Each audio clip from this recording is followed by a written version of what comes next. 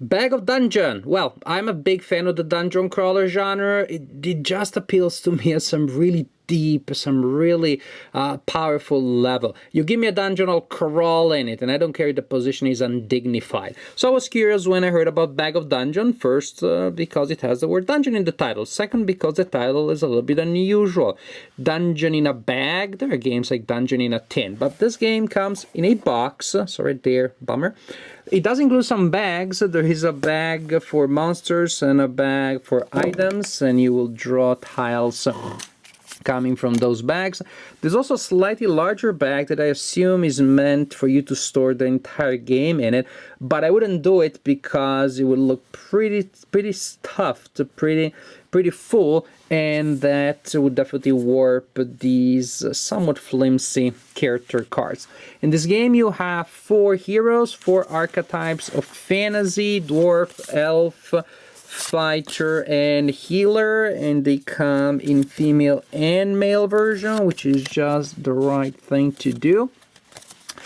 And you will use these characters to travel down a dungeon. You have a starting tile, meeples that represent the characters, cubes to represent the various stats of the characters, and also through color to link the character with one of the meeples. And then they will travel through the dungeon. The dungeon will be formed by drawing tiles from a stack. And there will be monsters and items and all the typical staples of dungeon crawling. The point is that you're going to explore the entire dungeon. Once the entire dungeon has been revealed, you roll 2 dice to determine the random placement of this magic ring, the ring to rule them all, and basically you're trying to collect it and to leave the dungeon with it. The game can be played cooperatively, competitively, or solitaire. Solitaire and cooperative are pretty much the same or very similar. Competitively, the player with the most victory points wins at the end. And you score points for killing monsters, 1 point per monster, 4 points for collecting the ring, and 2 points for killing the big boss, which is the dragon. If you play cooperatively, then you're just trying to get the ring out of there, but you also have fewer lives. This nice concept that we get from video games. So, as for the characters, well, you saw the cubes go there. I don't need to keep them there. Each character has a number of actions, and you use the cube to keep track of how many actions you still have each turn. Number of lives: if you play solo, each character only has a single life. If you play competitively and you lose all of your lives, you're out of the game. There is at least the potential for direct player elimination. Health points, when they go down to 0, that's when you die. And you have a track here. When you fight a monster, then you simply place a cube there to indicate the starting health of the monster. As the monster takes hits, it goes down, and when it goes down to 0, the monster is dead. These are indicators as reminders that if the monster you're fighting starts with at least 10 health points, then by killing that monster you will collect 2 items.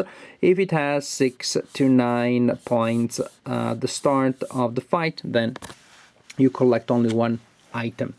So these are some of the basic things. Oh, combat, each character rolls a number of dice, and modifiers are possible, just standard modifiers plus special modifiers based on equipment that you will need, however, to collect before you can use some of these abilities here.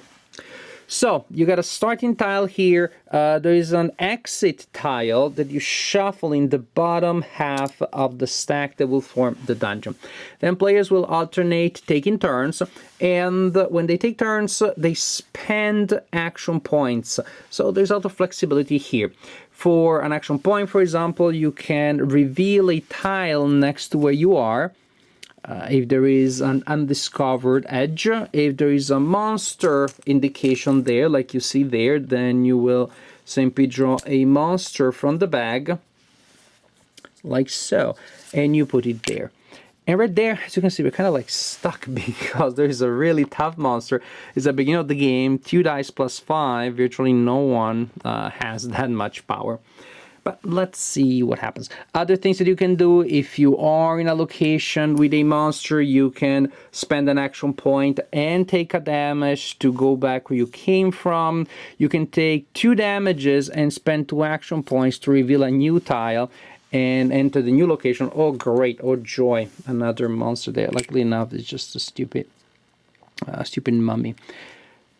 Or you could, if you're where there's a monster, spend an action point and take a damage to go to move onto a revealed tile. But as you can see, especially early in the game, it's entirely possible, as you see here, to get stuck in a bottleneck with some annoying monsters, and there isn't a lot that you can do. You can spend action points if you are in a fight with a monster. Actually, you can ask another player or another character to spend action points to reach you, and then they will add a die to combat. There may be other things that spend action points, especially when you use items. So when you're going to trigger those special abilities, such as the healer, they can spend 3 action points to heal any character on their tile, and so on and so forth. But can be used only 3 times per game, and so you use tokens to indicate that. It's also possible, actually, that when you reveal a monster, when you reveal a tile that has a monster, you're not on that tile yet, so you don't know what it is. So you place a token as a reminder that there should be a monster there. You just don't know what the monster is. Now, as for fighting, pretty simple. Again, you set the starting health of the enemy on your tracker. The monitor, that would be 11. And then you roll dice for yourself and apply all possible modifiers from other characters that are giving you dice, weapons, abilities, whatever it is. You roll and you roll your total, and you keep that in mind. And then somebody, maybe you if it's solitaire, somebody else rolls dice for the monster. Again, the number of dice indicated there, plus modifiers. Whoever has the highest total, you or the monster, wins that round of combat and inflicts a number of damage points on the opponent equal to the difference. I score 10, you score 15, I lose 5 points. It's that simple. And you slug it out. You repeat rounds of combat until either the monster is defeated, you are dead, or you use one of those actions, spending action points and taking damage to move away from where the monster was. And, well, as you can see, sometimes the dungeon looks a little bit like a highway rather than a maze. There aren't all that many intersections. There you go, I did find one. Hooray! And sometimes you find an item. It's like when you go to a meeting and there are donuts there and you didn't even have to say anything. Sometimes life is just that nice. Items, when you get items, so if I move there will be an item. After I kill a monster, I place a token there to indicate that I don't need to spawn monsters there anymore. Same thing when I go to an item and I take the item, then I like to do that as a reminder. Items, there is a large variety of items. Some have symbols that indicate they need to be placed in specific slots. For example, this one needs to be placed in a slot that has a hand symbol, and it counts as covering 2 of them. The shield covers a single hand, then we have the armor, and so on and so forth. Sometimes instead of the item, then you get a trap, which is really annoying. And that's the general idea. Move around, collect items, use the bonuses from the items, kill a lot of monsters, and continue like this pretty much until the end of the game, which can be everybody's dead in the cooperative game, then you lose the game. You take the ring out of the dungeon in the cooperative game, then you win the game. The end of the game is, again, when somebody leaves the dungeon with the ring. That is also the end of the game in the competitive game, but at that point you count points, victory points, and you see who wins the game. So, dungeon in a box with some bags. I played the game only solitaire, controlling all characters, and I didn't enjoy the game all that much. It didn't work for me in that setting, in that mode.